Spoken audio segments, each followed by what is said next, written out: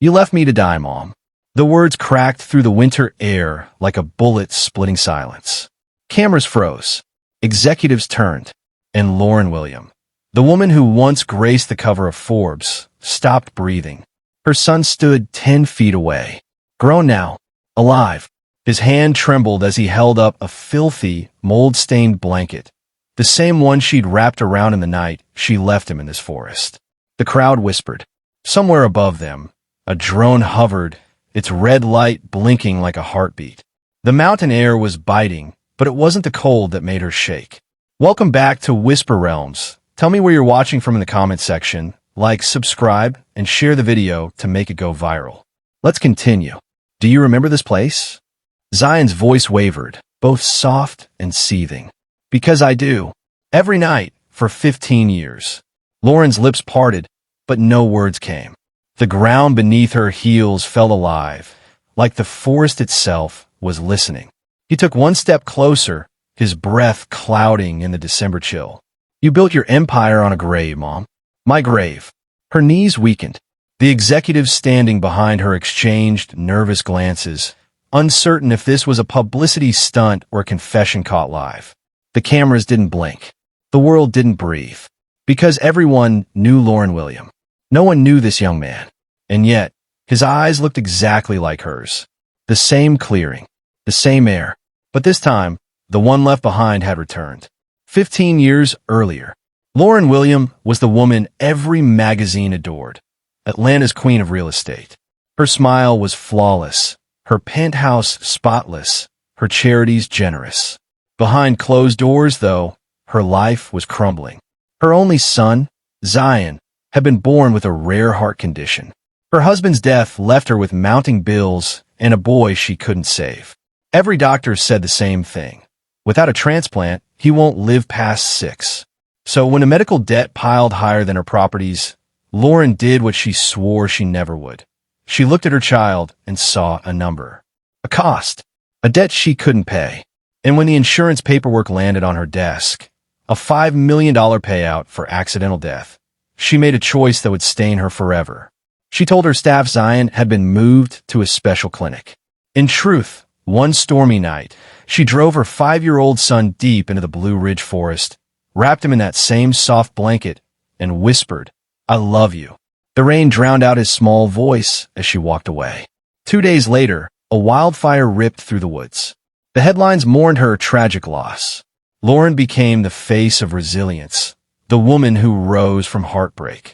But she never came back to the forest, and she never imagined it would come back for her. 15 years earlier, Atlanta couldn't stop talking about her. Lauren William, age 32, was everywhere. Billboards, magazines, charity galas.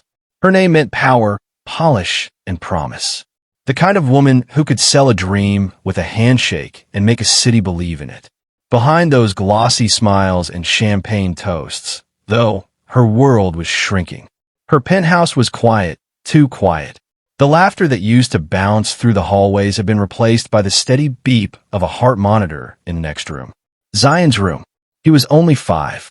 Small for his age, skin pale against the white hospital sheets, eyes bright like he could still see something beautiful beyond the pain. Every week, another test, another bill, another doctor saying, without a transplant, there's not much time. She used to pray at night for miracles. But miracles cost money, and the money was running out.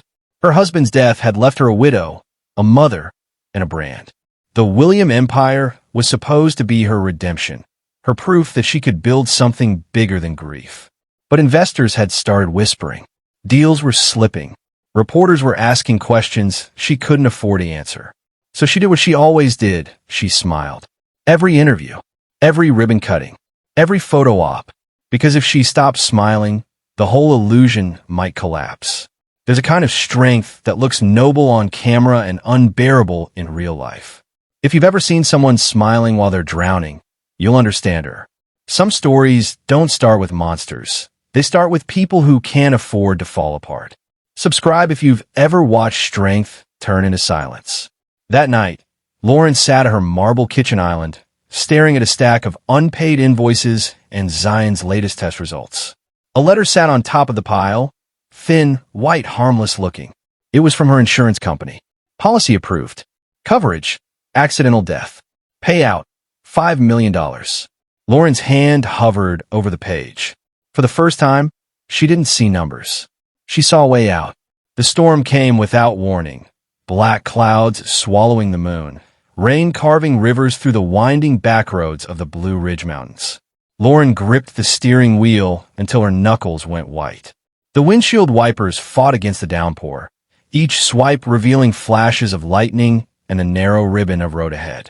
In the back seat, Zion coughed softly, clutching his faded stuffed lion against his chest. "Mommy," he whispered, voice raspy, "why are we going so far?" She forced a smile he couldn't see. "It's a little camping trip, baby. Just you and me." The lie tasted like metal. His small hand reached forward, touching her shoulder. "Will there be stars?" She swallowed hard. "Maybe," she said, "if the rain stops." When she finally pulled off the road, the world was quiet except for the wind and the thunder rolling over the trees. She parked by a clearing, a place she'd chosen days ago, and prayed she'd never have to find again. Zion's breathing was shallow, but his eyes stayed open, trusting. She wrapped him in a thick blanket, the same one he used when his fevers came. She placed a flashlight beside him and knelt down, brushing his hair from his forehead. "I love you," she whispered. "I'm sorry, baby. Mommy's so sorry." He blinked up at her. "Will you come back soon?" She froze. The words nearly broke her. Then she nodded, once, because lying was the only mercy she had left. Thunder cracked above them as she stood, trembling. The taillights of her car painted the trees red before fading into the storm. 2 days later, the wildfires came. Smoke and wind and orange skies. By morning, the headlines were everywhere. Millionaire's son presumed dead in forest fire. Lauren wept on national television, her voice breaking just enough to be believable. America fell in love with her grief. And when the $5 million insurance payout hit her account, she told herself it was justice. Not survival, not sin, just balance. The fire had devoured half the forest before the rain finally came. Ash floated in the air like gray snow, clinging to what little was left of the world. Marcus Reed moved through the wreckage like a ghost. Mud-caked boots, a torn army jacket, and eyes that hadn't known rest in years. He lived off the grid now, tucked away in the woods, because civilization never welcomed him back. The war had ended, but still lived in his head. He was out looking for scraps, metal, tools, anything he could trade, when he heard it. A cough. Small, fragile, human. He almost thought it was his mind again, playing tricks like it did on the bad nights. But then he saw him, curled under a burned tree, a little boy wrapped in a filthy blanket, breathing in shallow gasps. Marcus froze. He'd seen that kind of stillness before, men right before they stopped breathing. He almost walked away. The world was cruel. Interfering only brought pain. Then the boy's lips parted. "Please don't let me die." Something in Marcus shattered. He dropped to his knees, scooping the child into his arms. The boy's skin was hot with fever, his body limp. He carried him to his shack, an old hunting cabin patched with tarps and prayer. For weeks, Marcus fought to keep him alive. He crushed herbs, boiled rainwater, and whispered stories through the night. The boy survived barely. When he finally woke, Marcus asked, "What's your name, kid?" The boy blinked. "Zion." Marcus nodded slowly. "Zion Reed," he said. "You're mine now. No one needs to know different." Years passed. They built a quiet life, fishing in the creek, mending engines, learning how to live invisible. Marcus taught Zion everything he knew: how to fight fair, how to keep your word, and how to never beg the world for kindness. And somewhere, miles away, Lauren William was being crowned Woman of the Year for her work with children. One evening, at 19, Zion found an old, waterlogged phone buried near a campsite. He fixed out of boredom. When it flickered to life, a video began to play. Lauren, in a red dress, smiling beside a banner that read, "The Zion Foundation." His heart stopped cold. Zion didn't sleep that night. He sat by the dying fire, replaying the video again and again. Lauren's smile, her perfect posture, the name that wasn't hers to use. The Zion Foundation. By dawn, his hand was shaking. "Marcus," he said, voice hoarse. "Who am I?" Marcus froze mid-step, an old kettle in his hands. "You're Zion Reed," he said quietly. Zion's eyes hardened. "No, you made me that. Who was I before?" For a long time, Marcus said nothing. Then he walked to the corner of the cabin, pried open a loose floorboard, and pulled out a small, rusted tin box. His hands trembled as he set it down. "I was going to wait until you were ready," he murmured. "Guess I waited too long." Inside were pieces of a life Zion never knew he had. A hospital bracelet. Zion William. A faded birth certificate with a name he didn't recognize. Lauren William, mother. And a photo. A young woman in pearls holding a newborn baby, her smile radiant, her eyes familiar. Zion's breath caught. "She left me." Marcus nodded slowly. "Yeah, she did. But I couldn't." The words landed like a punch. Rage burned through him, quick and blinding. "So you just watch her live her life? Let her get away with it?" Marcus coughed, his chest rattling. "Kid, you were 5 and dying. She didn't want to see it happen. I don't forgive her, but I understand the kind of pain that makes people run." Zion's tears came without warning, hot and quiet.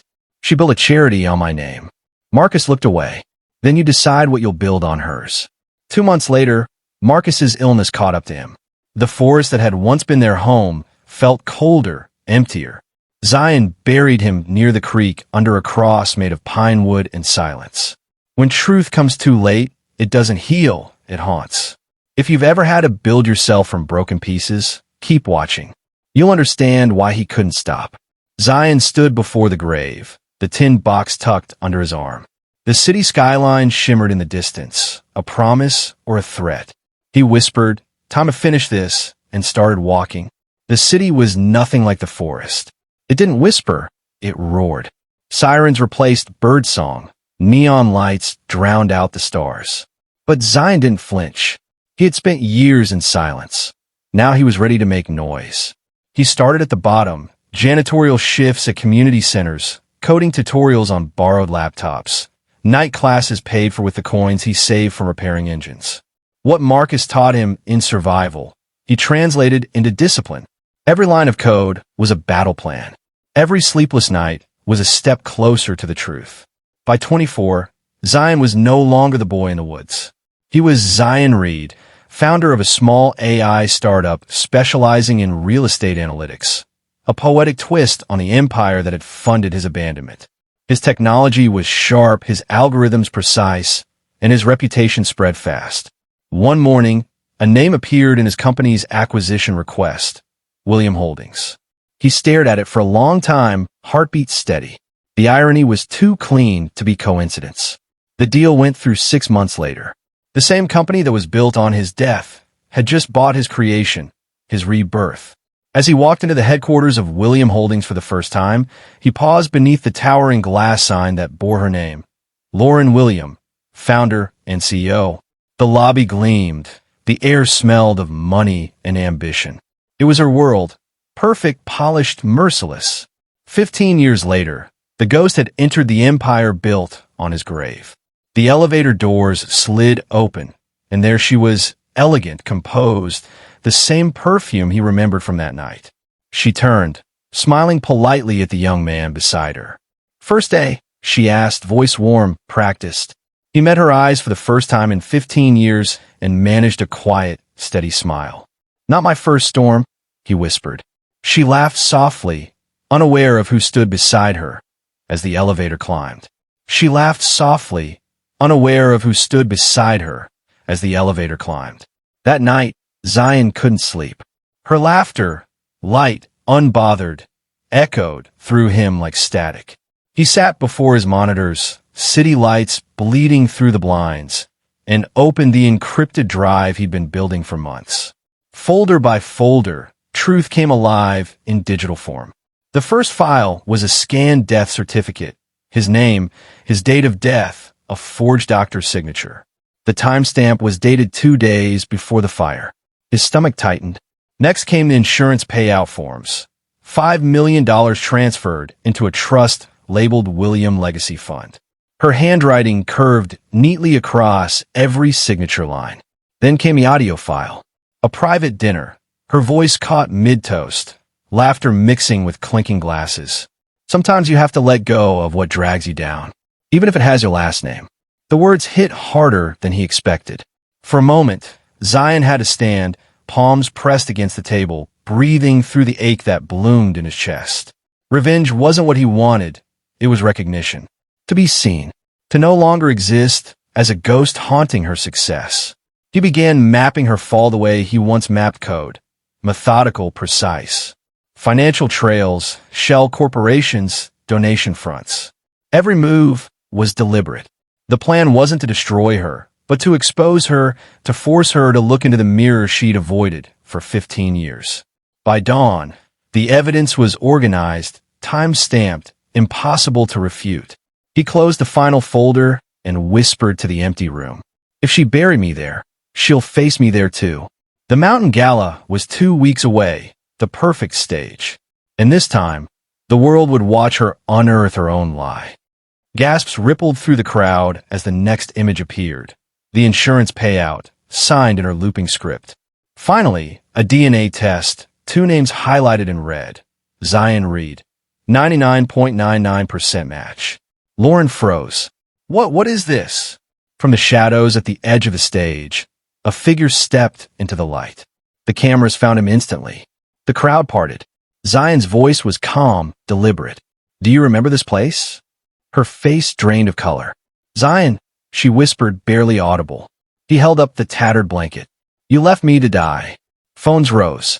The audience recorded every trembling second as Lauren's knees buckled beneath her. Gasps turned into murmurs, murmurs into chaos. Reporters surged forward, flashes erupting like gunfire. Zion stood still, expression unreadable. The truth was always buried here, he said softly. I just came to dig it up. Sirens wailed in the distance. Police lights cut through the trees. The crowd scattered, leaving Lauren alone in the spotlight, her empire unraveling on live stream. And as the screens behind her burned with the proof of her deception, Zion's voice echoed through the clearing. Sometimes justice doesn't shout. It whispers your name in the place they left you. If you're still watching, maybe you believe in second chances too. That's why this story matters.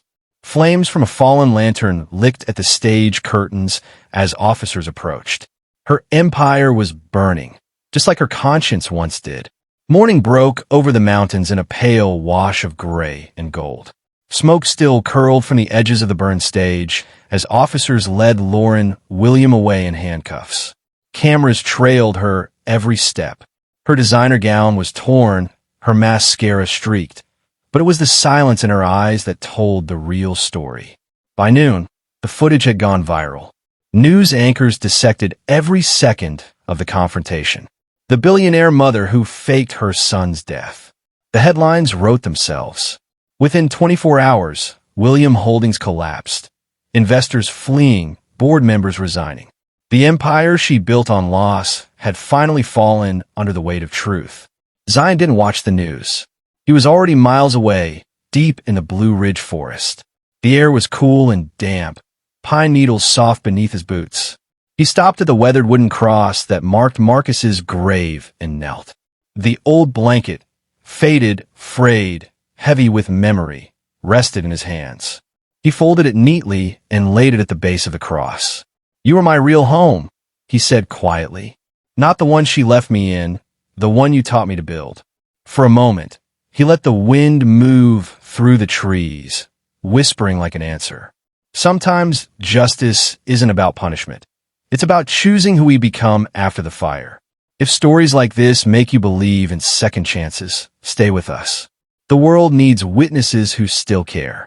Weeks later, the court settlement came through. $6 million. The same sum she'd once stolen with his forged death. Zion signed the documents without ceremony. Half went to a foundation funding heart surgeries for children. The rest he poured into building the Marcus Reed home, a shelter for abandoned kids and struggling parents. Months passed. On a quiet morning, inside a gray-walled prison chapel, Lauren watched a small television mounted above the altar. There he was, her son, standing in front of the new shelter, cutting a red ribbon. The cheerin' read, Zion Reed William. Her breath caught. Tears streamed down her face as she whispered, I'm sorry. But he didn't hear. He was already somewhere brighter, building the world she'd once destroyed. Because some ghosts don't haunt you. They build a better world without you. Thank you for staying to the very end. Give your thoughts in the comment section. Like, subscribe, and share to make it go viral. See you in the next one. Bye.